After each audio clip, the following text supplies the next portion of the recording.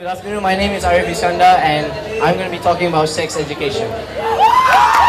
Okay, so firstly, why are we talking about sex education now in Malaysia? The reason is that Malaysia, even though it's a conservative country, even though that its strict rules forbid the discussion of open issues being taught, open sensitive issues such as religion and race and also sex being taught. The reason why we are discussing now is because there are so many unwanted pregnancies that lead to babies being dumped, newborn babies being dumped in places such as bins, left to die and being eaten by rats. They're being dumped in suraus, a place of worship. They're being dumped in toilets, and this is a disease. We have to stop this plague which is being brought across all over the country. Every morning we read in the newspaper, we see babies being dumped, and we know that this is bad. So what do we do to stop it? Some areas of society are saying that we should bring in sex education to stop this plague, as I've said, stop this disease. And so would it be correct for us to bring in sex education to teach youths from the ages between 13 and 17? Okay, let's take it this way. If we did teach them, we have to remember, we are talking to teenagers, and teenagers are the most rebellious people in the world. Teenagers will not listen to a single thing that you say. So teaching them, would it only just give overexposure, or would it actually increase the amount of unwanted pregnancies that we have already in Malaysia? If we have, and I can prove that teenagers are rebellious. For example, even in 50 years ago, conservative America, it wasn't the America of the liberal America that we know today, where gay relationships are promoted and are allowed, where lots and lots of open matters are discussed openly among adults and also among teens. No, this was the America of 50 years ago, where it was even taboo to hold hands in public, man and woman, let alone gay relationships.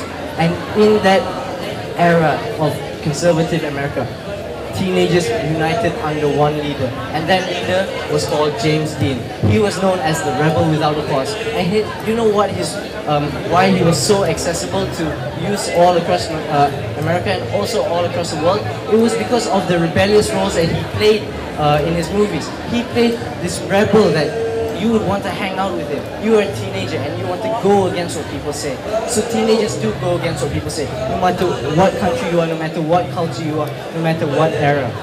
And we know that. So would actually exposing teenagers more to sex, because teenagers are at the most active in hormone terms. Their hormones are most active between the ages of 13 to 17, around the area of puberty.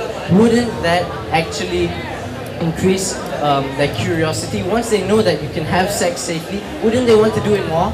Wouldn't any of you want to do sex more if you knew about it? Yes, obviously you would. So would actually teaching sex education, it would actually expose them, and it would maybe, that is a possibility, a big possibility, it would actually have the counter effect, it would actually increase it. But how about on the other hand, if we don't have sex education? Let's take example North Korea. North Korea is a communist government. It censors all the media coming in and out of the country. It shows North Korea to its citizens in a positive light in every single way. Everything that the North Korean government do, everything that North Korean government does, everything that the country does is good for the citizens, and everything that America does is evil. That is what North Korean citizens are led to believe because of their ignorance, and that is what if we don't teach bringing sex education into schools, that is what will happen.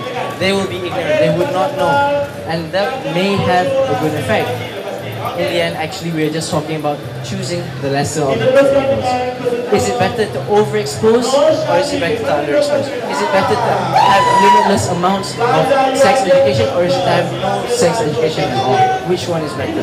We have to choose. And the point is that we're trying to make is that we're not choosing, we're not trying to eradicate sex and unwanted babies in society altogether. This cannot be solved. The only thing that we can do is reduce it as much as we can. And the only way that we can do that is take down, underexpose our citizens.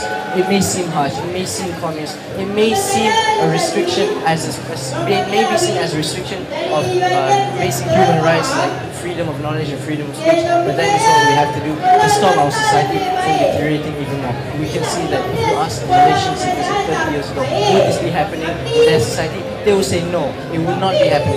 But it is happening now, and we have to take terms to solve it. But sex education in schools, teaching rebellious teenagers about sex all the time is not the way to do it. There are better ways to do it. And that is why I feel that having sex education in school is unfortunately not a good thing.